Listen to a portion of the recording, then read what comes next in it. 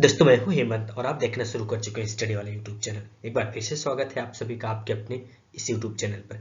चलिए आज देख लेते हैं निषेचन और निषेचन की बात की घटना कि निषेचन क्या होता है और निषेचन के बाद कौन कौन सी घटनाएं होती हैं। पिछले वीडियो में हम देख चुके हैं नर जनन तंत्र, मादा जनन तंत्र और उनके कार्य, और आज देख लेते हैं निषेचन और निषेचन के बाद की घटना। तो देरी न करते हुए चलिए शुरू करते हैं।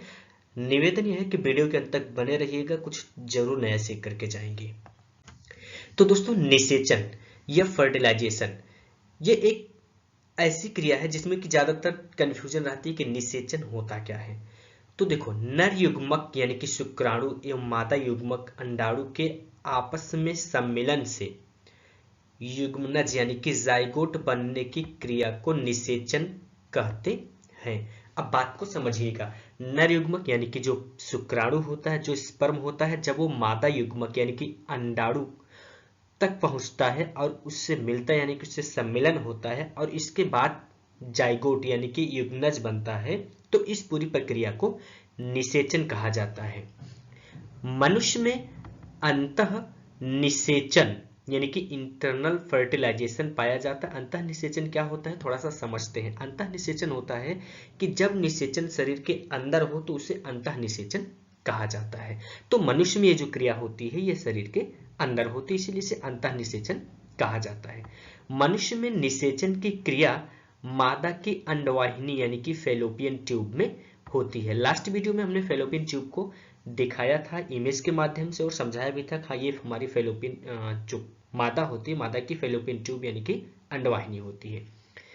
इस क्रिया में नर युग्मक का केवल केंद्रक भाग लेता है जबकि संपूर्ण मादा युग्मक इसमें भाग लेता है। बात को समझिएगा, नर युग्मक का जो स्पर्म होता है, स्पर्म का केंद्रक इसमें भाग लेता है, यानी कि जब स्पर्म या शुक्राणु मादा के अंडाणु में पहुंचता है तो वहां पे केंद्रक पहुंचता है और केंद्रक ही जाइगोट बनाने के लिए हिस्सेदारी निभाता है, जबकि मादा का जो अंडाणु होता है यानी कि पूरा युग्मक जो होता है वह निषेचन की प्रक्रिया में भाग लेता है। अब जब निषेचन हो जाता है तो निषेचन के बाद में जो जाइगोट बना होता है वो धीरे धीरे रूप लेने लगता है इम्ब्रॉय का, इम्ब्रॉय यानी कि भ्रूण का। तो इसके बाद की जो प्रक्रिया होती है वो होती है भ्रूणी विकास यानी कि इम्ब्रोनिक डेवलपमेंट। तो भ्रूणी विकास या इम्ब्रोनिक डेवलपमेंट होता है तो निषेचन क्रिया के बाद बना युग्मनज तीव्रता से समसूत्री विभाजनों द्वारा विभाजित होने लगता है। समसूत्री विभाजन ये लास्ट वीडियो में हमने समझाया था कि एक कोशिका होती है तो 1 से 2 में विभाजित होती है, 2 से 4 में, 4 से 8 में, यानी कि दोगुने तरीके से मल्टीप्लाई करके जब कोशिकाएं विभाजित होकर के बढ़ने लगती हैं तो इस प्रक्रिया को कहा जाता है समसूत्री विभाजन। और अंततः गर्भाशय में एक पूर्ण विकसित शिशु स्थापित करती हैं, यानी कि ये कोशिकाएं विकसित होकर के एक पूर्ण शिशु स्थापित करती हैं या बनाती हैं, तो इसी को कहा जाता है भ्रूणी विकास। निषेचन के लगभग 10 सप्ताह तक के विकसित युग्मनज को भ्रूण यानी कि एम्ब्रॉय कहते हैं। देखो, जब निषेचन होता है यानी कि मेल का जो स्पर्म या शुक्राणु होता है फीमेल के यानी कि माता के अंडाणु में पहुंचता है तो उसके 10 सप्ताह के बाद यानी कि लगभग 70 दिन, 10 सप्ताह की बात करें तो 70 दिन के बीच में एम्ब्रॉय यानी कि भ्रूण का निर्माण तथा युग्मनज में होने वाले विभिन्न क्रमिक परिवर्तनों को भ्रूण विकास कहते हैं। बात को ध्यान से समझिएगा, निषेचन के बाद से 10 सप्ताह के बीच में जो प्रक्रिया विकास की चलती है इसे ही भ्रूण विकास कहते हैं। इसमें एम्ब्रॉय यानी कि भ्रूण का विकास या निर्माण होता है। भ्रूण में यानी कि एम्ब्रॉय में 5वें सप्ताह तक जिन जननिक स्तरों का निर्माण हो जाता है वे इस प्रकार से हैं, जिसमें फर्स्ट वन होता है एंडोडर्म, इसके बाद में होता है मीसोडर्म तथा इसके बाद में होता है एक्टोडर्म। ठीक है, तो ये जो विकास होता है इस विकास के 3 चरण हैं, एंडोडर्म, मीसोडर्म और एक्टोडर्म। ये क्या होता है नेक्स्ट वीडियो में इसके बारे में चर्चा करने वाले हैं। अब इसके पश्चात होता क्या है, इसके पश्चात इन स्तरों के विभिन्न शारीरिक अंगों का निर्माण होता है, जिसमें 7वें से 9वें सप्ताह के मध्य तक हाथ, पैर, श्वसन तंत्र तंत्रिका तंत्र एवं पाचन तंत्र बन जाते हैं। यानी कि 7वें से 9वें सप्ताह के बीच में एक शिशु का ये हिस्सा यानी कि शरीर का जो कि हाथ, पैर, श्वसन तंत्र, तंत्रिका तंत्र और पाचन तंत्र बन जाते हैं। तीसरे माह में भ्रूण में कंकाल तंत्र बन जाता है। याद रखने वाली इंपॉर्टेंट बात है कि जब कंकाल तंत्र यानी कि जो हड्डियों का निर्माण शुरू हो जाता है वो तीसरे महीने के बीच में होता है। चौथे माह में सिर एवं शरीर पर रोएं, 5वें माह में आहार नाल, रुधिर एवं अस्थि मज्जा बन जाते हैं। 6ठे माह में भ्रूण छोटे शिशु का रूप धारण कर लेता है। मीन्स कि लगभग 6 महीने तक के अंतराल पे, निषेचन के 6 महीने के बाद तक के बीच में एक शिशु के रूप में समझ में आने लगता है या पूरा रूप धारण कर लेता है, पूरी तरीके से शिशु बन जाता है। 7वें माह तक शिशु के सभी अंग अच्छी तरह से कार्य करने लगते हैं। 8वें माह में उसमें वसा का जमाव होने लगता है, जबकि 9वें माह में वह जन्म के लिए तैयार हो जाता है। भ्रूण का पोषण जरायु यानी कि कोरिन, एमनियन एवं अपरा प्लासेंटा के द्वारा होता है। ये दो जब निषेचन होता है, निषेचन के बाद में ये दो एमनियन और अपरा अलग से अंग यूटेरस यानी कि गर्भाशय में विकसित हो जाते हैं, जो कि शिशु के पोषण के लिए जिम्मेदार होते हैं। इन्हीं से शिशु का पोषण होता है, जो कि आहार नाल जुड़ी होती है नाभि से। उसके जरिए शिशु के शरीर में जरूरत की जो भी ऊर्जा की चीजें होती हैं, प्रोटीन या वसा जो भी चीजें जानी होती है, उसी नाभि नाल के माध्यम से बच्चे तक पहुंचती हैं। मनुष्य यानी कि मादा में गर्भधान काल लगभग 290 दिनों का, यानी कि 290 दिनों की बात करें तो 9 महीने तक का होता है। इसके पश्चात प्रसव द्वारा शिशु मादा के शरीर से बाहर आ जाता है। इसके बाद अपरा भी गर्भाशय से बाहर निकल आता है या निकाल दिया जाता है डॉक्टर्स के जरिए, क्योंकि इसके बाद में अब अपरा या प्लासेंटा का कोई कार्य नहीं रह जाता। इसका कार्य था बच्चे को या शिशु को जो शरीर के अंदर था उसे पोषण प्रदान करना। संगर्भता के दौरान यानी कि जब गर्भधारण होता है, एक मादा गर्भधारण करती है, तो उसके दौरान उसके शरीर के स्तन में यानी इसमें स्तन ग्रंथियों में कई प्रकार के परिवर्तन होते हैं और इन्हीं संगर्भता के अंत में इनसे दूध उत्पन्न होने लगता है। बात को समझिए, देखो जब एक स्त्री प्रेग्नेंट होती है यानी कि संगर्भिता होती है, गर्भधारण की होती है, तो इस दौरान उसके स्तन ग्रंथियों में विभिन्न प्रकार के परिवर्तन होते हैं, विभिन्न प्रकार के हार्मोन्स का श्रवण होता है। और जब एक शिशु का जन्म होता है तो शिशु के जन्म के बाद में इन स्तन ग्रंथियों से, स्तनों से दूध उत्पन्न होने लगता है और इसी प्रक्रिया को दुग्ध श्रवण कहते हैं।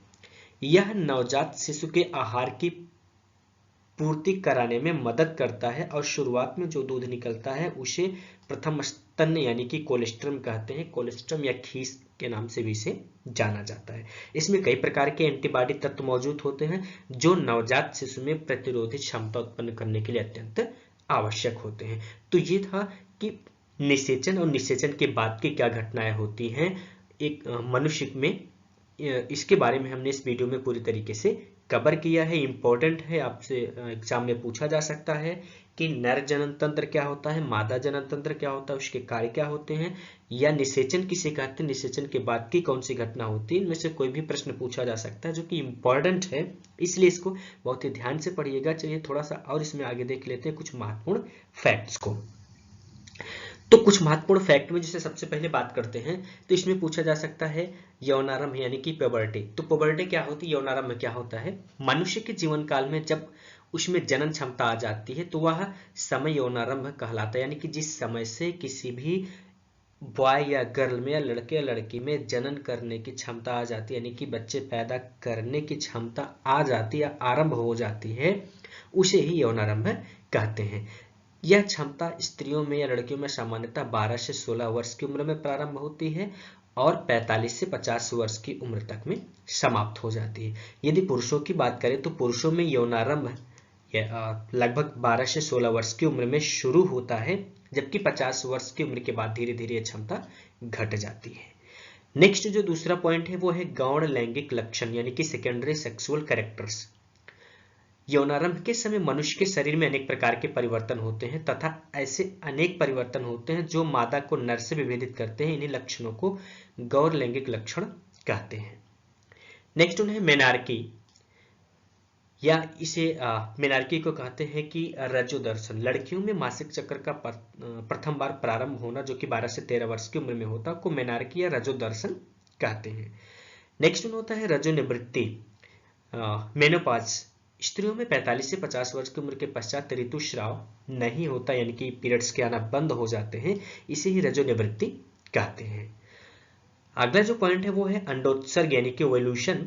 अंडाशय के द्वारा अंडाणु की निर्मुक्ति को अंडोत्सर्ग कहते हैं, यानी कि अंडाशय के द्वारा अंडाणु का निर्माण करके उसे जब निकाला जाता है यानी कि फैलोपियन ट्यूब तक भेजा जाता है, तो इसी प्रक्रिया को अंडोत्सर्ग कहते हैं। नेक्स्ट जो पॉइंट है वो है जरायु यानी कि कॉरियन। गर्भ की सबसे बाहरी झिल्ली को जरायु कहते हैं। इसके बाद अंकुर यानी कि वेली। जरायु से अंगुलियों के आकार के अनेक प्रवर्ध निकले रहते हैं जिन्हें अंकुर कहते हैं। अपरा या प्लासेंटा, अंकुर और गर्भाशय कोश की परत के संपर्क क्षेत्र को अपरा कहते हैं। इसके बाद में है नाभि रज्जु। गर्भ अपरा से एक मजबूत डोरी जैसी रचना से जुड़ा रहता है जिसे नाभि रज्जु कहते हैं। यह माता और गर्भ के बीच संपर्क अंग का कार्य करता है। तो ये नाभि रज्जु या नाभि नाल इसको कहा जाता है, जो कि नाभि से जुड़ा रहता है एक शिशु के साथ में, या अपरा प्लासेंटा से जुड़ा रहता है और उसी से जो शिशु होता है उसको पोषण मिलता है। तो इसी को नाभि रज्जु या नाभि नाल भी कहते हैं।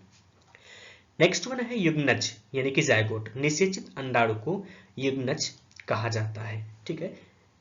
नेक्स्ट वन है कृत्रिम बीरी सेचन, आर्टिफिशियल इंसेमिनेशन। जब शुक्राणु की मादा योनि यानी कि वेजाइना में कृत्रिम विधि द्वारा स्थानांतरित किए जाते हैं तो इस प्रक्रिया को या इस क्रिया को कृत्रिम बीरी सेचन कहते हैं। जैसे देखो अभी विभिन्न प्रकार के जो संस्थान आ गए, जैसे आईवीएफ के द्वारा होता है, तो कृत्रिम बीरी सेचन के जरिए ही किसी मादा में सीमेन या स्पर्म को प्रवेश कराया जाता है जिससे कि वो गर्भवती होती है या मां बनती है। अगला जो पॉइंट है वो है आंतरिक निषेचन यानी कि इंटरनल फर्टिलाइजेशन। उच्च स्तनधारियों में निषेचन की क्रिया मादा के शरीर के अंदर होती है और इस प्रकार के निषेचन को आंतरिक निषेचन कहते हैं। ठीक है। नेक्स्ट वन होता है जो है वो है वीर्य सेचन, इंसेमिनेशन। मैथुन के समय नर के शिश्न के द्वारा मादा की योनि में वीर्य जमा करना वीर्य सेचन या इंसेमिनेशन कहलाता है। तो ये तो थे कुछ महत्वपूर्ण फैक्ट जो कि इस टॉपिक से रिलेटेड थे और इम्पोर्टेंट थे, इसको हमने कवर कर लिया है। अगली क्लास में हम नेक्स्ट चैप्टर को देखेंगे। यह वीडियो पूरा देखा आपने, इसके लिए आपका बहुत बहुत धन्यवाद। मेहनत से तैयारी कीजिए और अच्छे मार्क्स को लेकर के आइए। वीडियो जारी रहेगी। अगर अभी तक आपने चैनल को सब्सक्राइब नहीं किया हुआ है तो चैनल को सब्सक्राइब कर लीजिएगा और अगली वीडियो की नोटिफिकेशन के लिए बेल आइकन को ऑल पे सेलेक्ट कर लीजिएगा। मिलेंगे अगली क्लास में, तब तक के लिए धन्यवाद।